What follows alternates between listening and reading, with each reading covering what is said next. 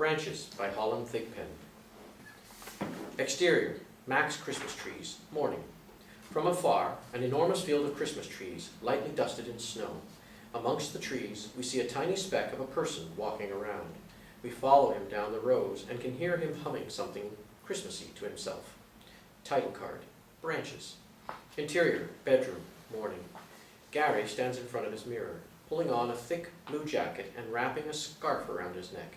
After he is fully bundled, he stops and looks himself in the mirror. It's gonna be a good day. He adjusts his scarf carefully until he notices something propped up against the corner of his mirror. It's a photo of a man, middle-aged and smiling. Garry quickly grabs it, crumples it up, and tosses it into the trash can at the side of the room. I'm going to have a good day. He nods to his reflection affirmatively, zipping up his jacket and turning to leave the room. Interior, hallway, morning. Garry starts down the hall, humming to himself, the same song from earlier. He takes a deep breath. Hi, my name is Garry. Interior, entryway, morning. What type of tree are you looking for today? He turns the key in the doorknob, pulls the door open, and walks outside. Exterior, carport, morning. Garry starts towards his car, parked a few feet away and covered in ice. Or are you looking for a wreath? Because I could show you those too. Pausing, Garry thinks about this line. I could get you those too. I could find the wreaths for you. They're right over here. He motions to his side, as if presenting something. We have pine, fir, and spruce. Garry opens the door to his car and hops in, turning on the radio as he pulls out of his driveway. We are joined with Mike Davies, author of New York Times bestseller, The Love Myth. He quickly changes the station. Exterior, Mac's Christmas trees, morning.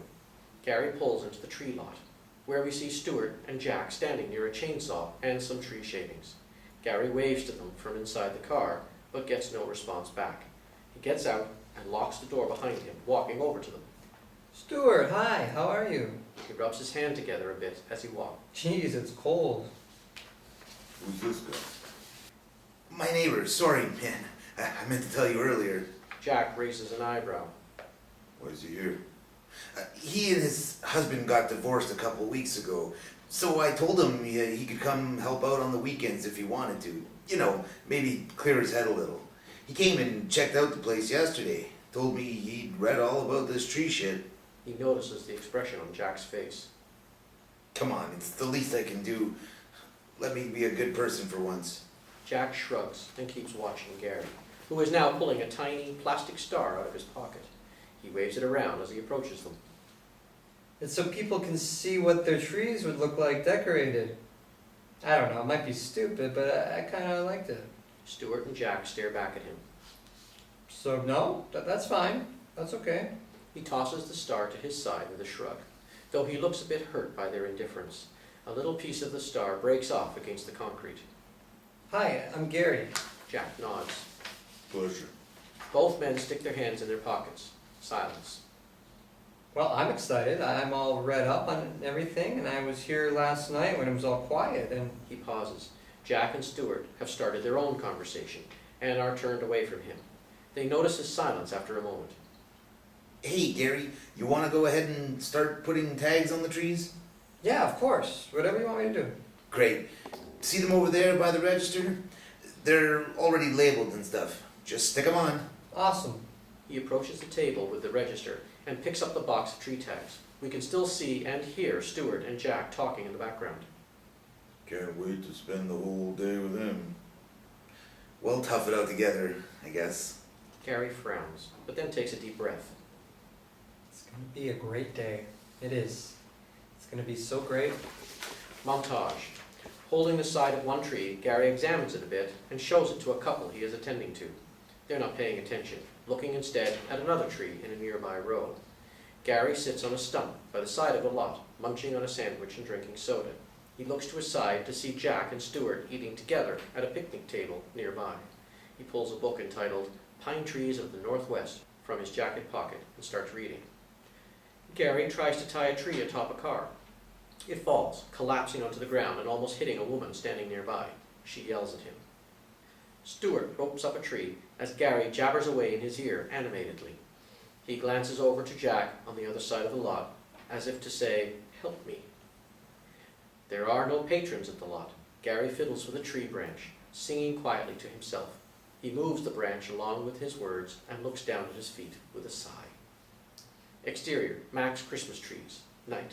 Garry stands next to a middle-aged couple, leaning against a minivan with a tree tied to it.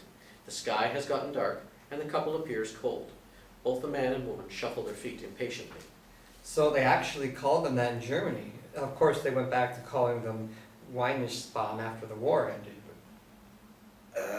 Hey, we just wanted a tree, man. It's getting late. Oh, right. Yeah. Sorry. He quickly steps away from the car, the man immediately passing him and getting into the driver's seat. The woman goes around to the other side as he starts up the engine. Well, have a good night. Hope you come back next year. Garry waves, offering up a smile, but the man doesn't even glance at him. The car is already close to gone. Garry watches it drive away, then pulls out his book from his jacket pocket, sitting back down on the curb. Just as he flips to the right page, however, Stewart and Jack approach him. Hey, you cool if we head out? Garry puts his book down and looks up at them. Yeah. Go ahead. Alright, well, I guess I'll see you around then. Just promise me you won't freeze to death, okay? He pats Garry on the back, kind of awkwardly. See you around, man. Garry sits slumped over on the curb, alone, his head in his hands. Suddenly, we see a woman walk up behind him. Hey, are you guys still open? I didn't see a sign, and I was coming home from work. She trails off, noticing that something isn't quite right. She moves in a few steps closer. So, do you still have many tall ones left? Garry, finally taking notice, jumps into action. We do. Well, how tall actually? They range a lot. And there's tall and wide, tall and thin. He twiddles his thumbs anxiously.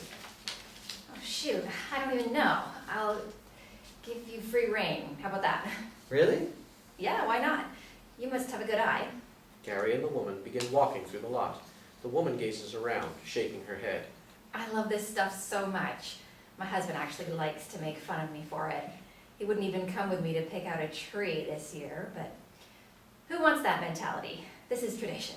I mean, God, it was basically my upbringing. It was? Oh yeah.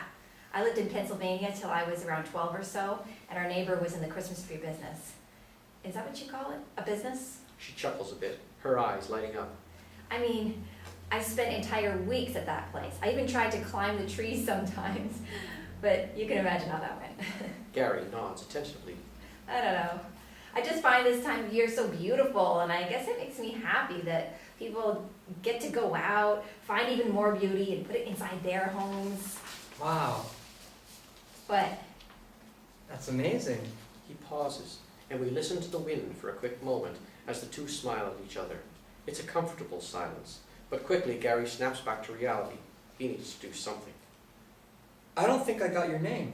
oh my God, sorry, Michelle. She reaches out her arm, and they shake hands. Garry. He pauses for a second and looks up at her, trying to hide the extent of his joy. Well, do you want to see the rest of the trees, Michelle? There are taller ones in the back with the blue tags. He motions back to them. Michelle gives a smile and nods. I'd love to. Garry grins as he begins to walk through the rows of trees, Michelle following him and listening to him speak animatedly. They fade further and further into the distance until they're barely visible amongst the branches.